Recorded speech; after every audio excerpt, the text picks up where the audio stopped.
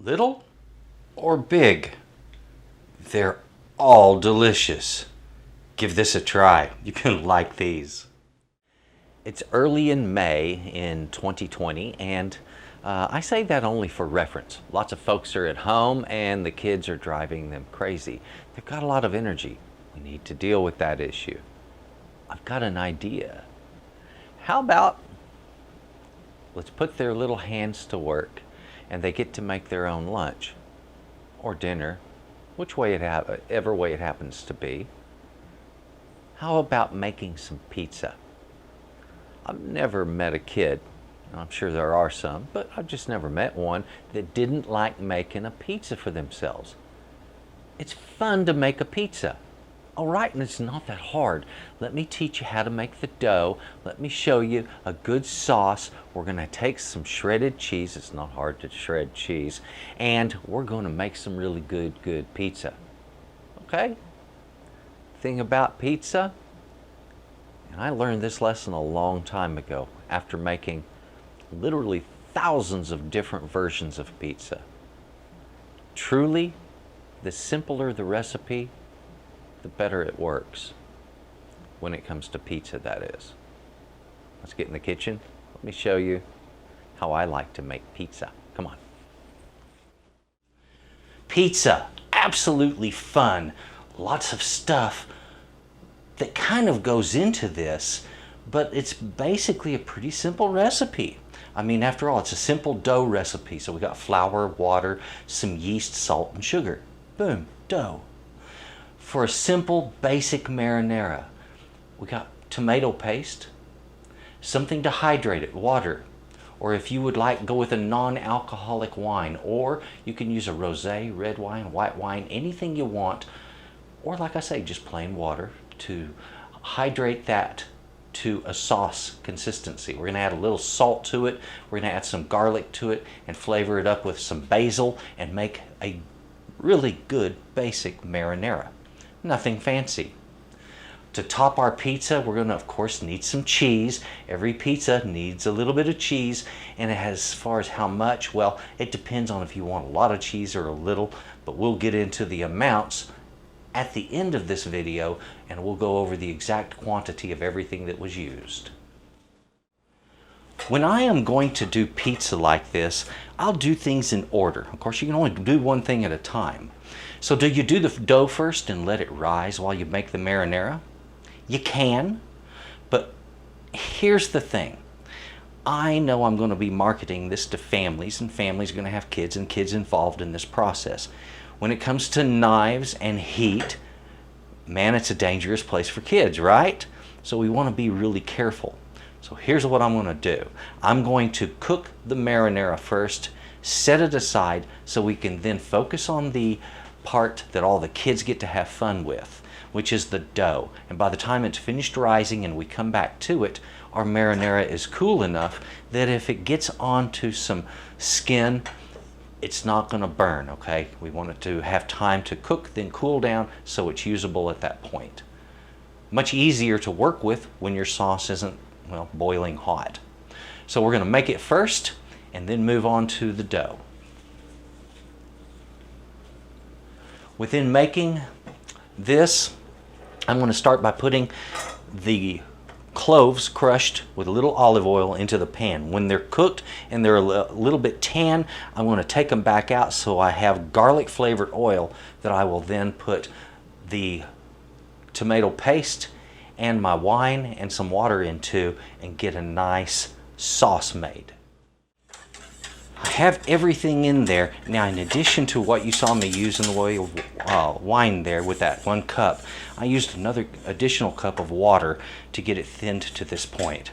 Now, if this is still too thick for you, you can always thin it some more. I like my sauce to stand up just a little bit, so if you look at the top, you can see just some streaks that kind of stay there, so it stands up on its own. See there? Really neat, and that kind of tells you the thickness that you're looking for right there. So once you get that all mixed together, put it over a medium-low heat or a low heat and just bring it up and let it simmer. It only needs to simmer long enough to combine all of those flavors and also to kind of cook out some of the alcohol. So in that thinking, to cook that alcohol out, make sure that when your lid is on this, you keep it cocked. So the first steam that comes out is the alcohol. Remember, it boils at 173, not 212 the way water does. So the first steam that comes will be alcohol. Well, I'm getting everything together here to make my dough now.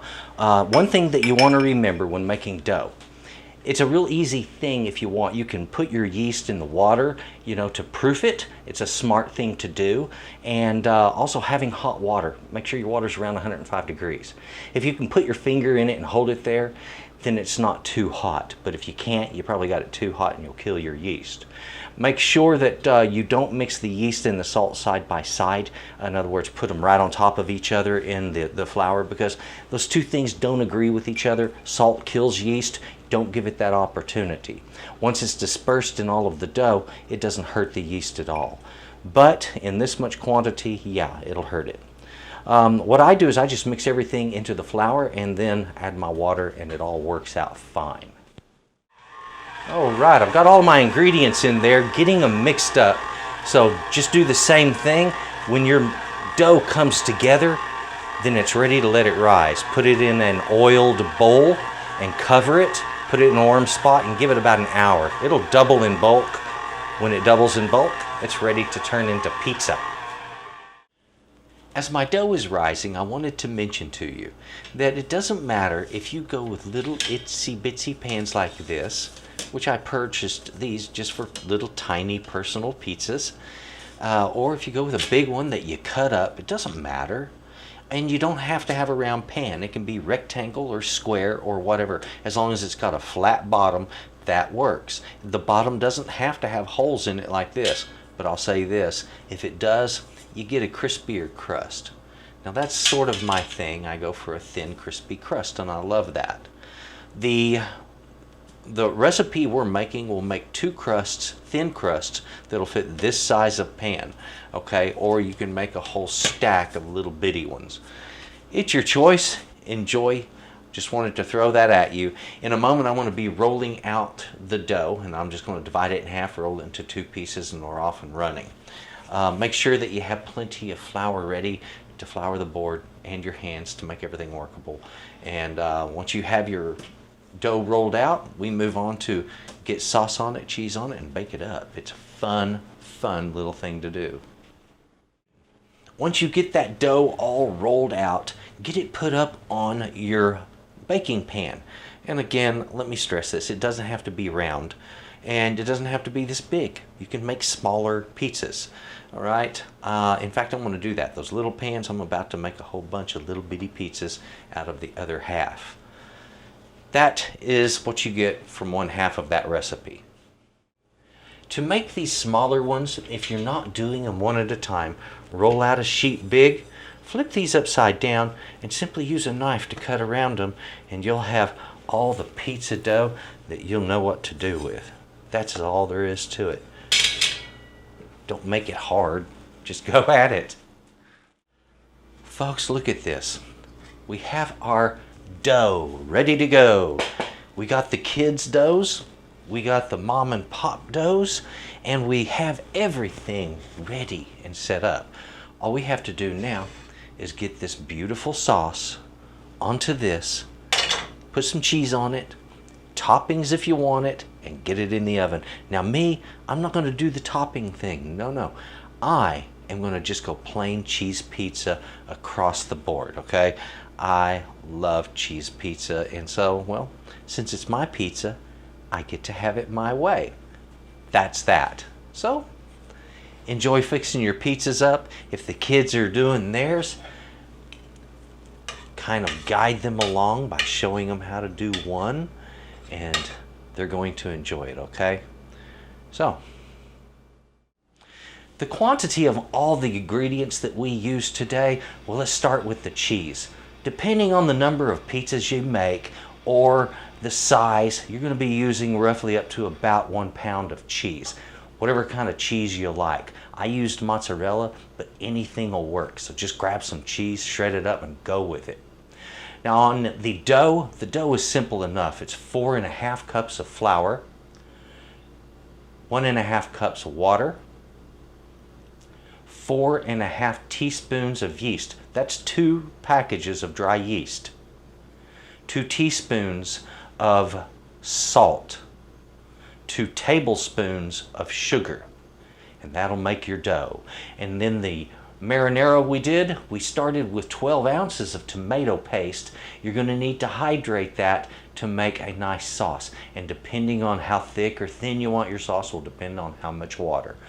Add enough water to get the consistency you like.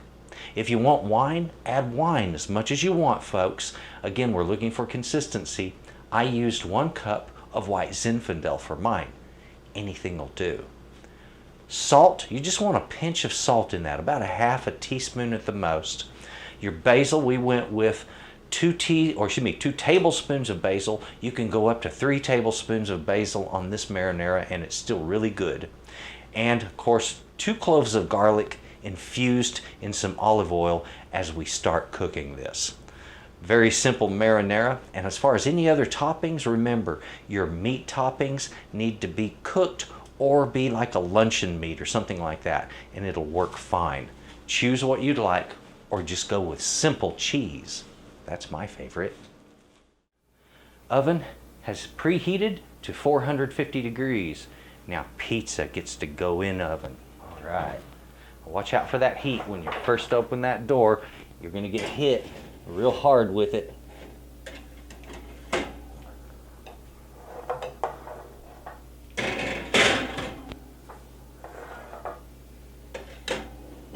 Check that in a few minutes. It does not take these things long to cook. So you're going to check it in 5 minutes and then in about 8 or 10 minutes, and you'll see how quickly it'll develop. Does not take pizza long to cook at 450 degrees.